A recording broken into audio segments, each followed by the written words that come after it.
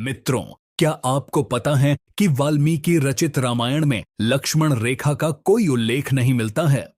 वहीं तुलसीदास जी द्वारा रचित रामचरितमानस में लक्ष्मण रेखा का उल्लेख अरण्य कांड में न होकर लंका कांड में देखने को मिलता है, वह भी अप्रत्यक्ष रूप से। अब ऐसे में यह प्रश्न उठता है कि आखिरकार लक्ष्मण रेखा रामायण में आई तो आई कैसे? तो दरअसल मित्रों, जब से तुलसीदास जी ने लंका कांड में इसका उल्लेख किया, तब से बाद की कई रामायण और काव्यों में लक्ष्मण रेखा के बारे में विस्तार से लिखा गया।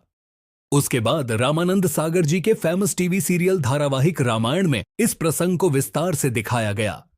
उसके बाद से यह लक्ष्मण रेखा रामायण का अभिन्न अंग बन गई।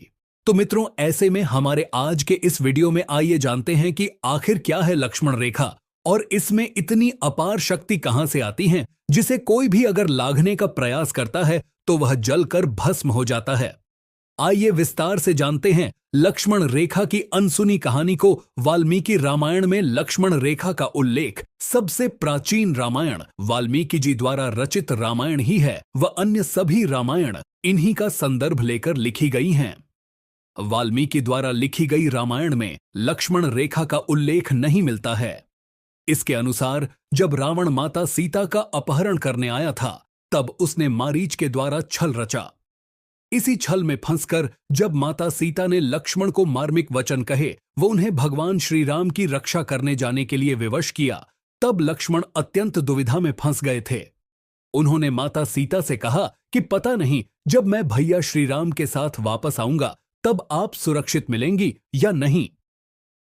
इसके बाद लक्ष्मण माता सीता को वहां के वनों, दिशाओं व पशु पक्षियों के भरोसे छोड़कर सीधे चले गए थे। इसमें कहीं भी लक्ष्मण रेखा का उल्लेख नहीं मिलता है। इसके बाद रावण वहां आता है और माता सीता को झोपड़ी समेत उठा ले जाता है।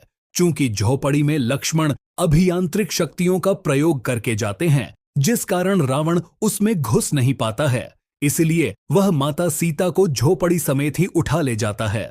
तुलसीदास रामचरितमानस में लक्ष्मण रेखा का उल्लेख तुलसीदास जी द्वारा रचित रामचरितमानस में भी इसका सीधा उल्लेख नहीं मिलता है। माता सीता के अपहरण का उल्लेख रामचरितमानस के अरण्य कांड में आता है। वहां लक्ष्मण रेखा का कुछ भी उल्लेख नहीं मिलता है, किंतु इसी पुस्तक के लंका कांड में इसका अप्रत्यक्ष रूप से उल्लेख मिलता है।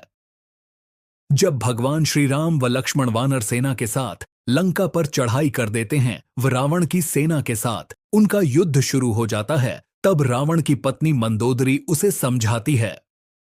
वह रावण को भगवान श्री राम व लक्ष्मण की शक्ति का एहसास करवाने के उद्देश्य से कटाक्ष करते हुए कहती है कि जब आप सीता का अपहरण करते समय भगवान श्री राम के छोटे भाई लक्ष्मण के द्वारा खींची गई एक रेखा तक को पार नहीं कर पाए थे, तो उनसे युद्ध क्या करेंगे।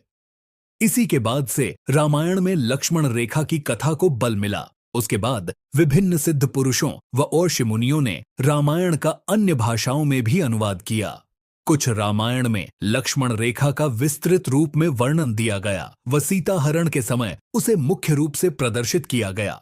लक्ष्मण रेखा क्या है?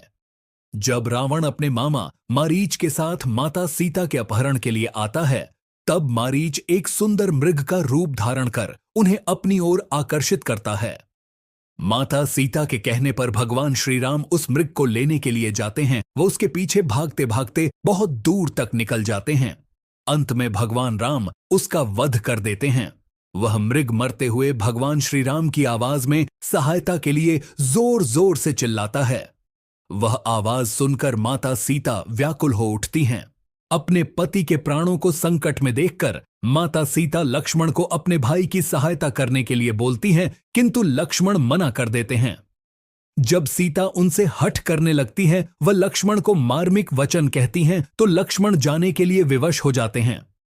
चूंकि लक्ष्मण को इसमें किसी षड्यंत्र की आशंका होती है, तो वे अपने तप के फलस्वरूप माता सीता की कुटिया के चारों ओर अपने बाण से एक रेखा खींचते हैं, जिसे लक्ष्मण रेखा कहा जाता है। लक्ष्मण माता सीता को इस रेखा को उनके आने तक पार न करने को कहते हैं, जिससे वे किसी भी प्रकार के राक्षस या माया से बची रह सकती थीं। इसके बाद लक्ष्मण अपने भाई की सहायता के लिए चले जाते हैं, किंतु रावण छलवश माता सीता का अपहरण करने में सफल हो जाता है। लक्ष्मण रेखा रामायण की कहानी। रावण एक पराक्रमी राजा था। वह असुरों का सुर था। उसमें इतनी शक्ति होने के बाद भी वह एक रेखा को लांघ नहीं पाया था। इसका वर्णन भी वेदों व पुराणों का अध्ययन करके पाया जा सकता है। वेदों के अनुसार एक मनुष्य अपनी योग व ध्यान की शक्ति से ऊर्जा का एक जगह संचार कर सकता है। यह शक्ति तब और भी बढ़ जाती है जब व्यक्ति ब्रह्मचर्य का पालन कर रहा हो। लक्ष्मण 14 वर्षों से अपने भाई व भाभी की सेवा में तैनात थे। वह अपनी पत्नी उर्मिला से दूर ब्रह्मचर्य का पालन कर रहे थे। साथ ही वे प्रतिदिन गहन योग व साधना भी किया करते थे, जिस कारण उनके अंदर असीमित ऊर्जा का संग्रहण हो गया था। इसी ऊर्जा का उन्होंने लक्ष्मण रेखा खींचने में इस्तेमाल किया था। वह रेखा इतनी ज्यादा शक्तिशाली थी कि उसे कोई भी लांघने का प्रयास करता तो वह वहीं भस्म हो जाता। इसी कारण परम प्रतापी होने के पश्चात भी रावण उस लक्ष्मण रेखा को पार नहीं कर पाया था। लक्ष्मण रेखा का रहस्य अब हम वैज्ञानिक तथ्य के अनुसार आपको यह समझाने का प्रयत्न करेंगे कि आखिर लक्ष्मण रेखा काम कैसे करती थी।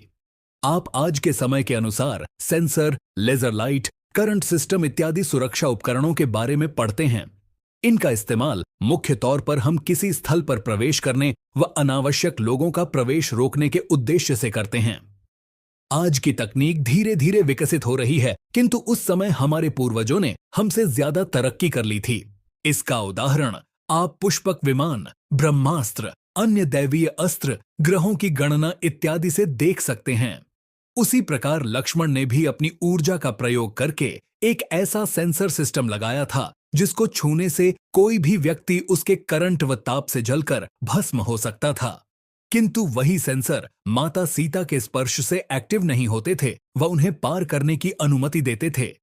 इसलिए जब रावण ने उससे पार जाने का प्रयास किया तब वे शक्तिशाली सेंसर एक्टिव हो गए, बजब रावण को जलाने का प्रयास करने लगे। इससे रावण पीछे हट गया, किंतु माता सीता के उसे पार करने पर उन्होंने कुछ नहीं किया। यही इस लक्ष्मण रेखा का रहस्य था। तो दोस्तों, ये थी लक्ष्मण रेखा की अनसुनी कहानी, जिसके बारे में हमने आपको विस्तार से बताया।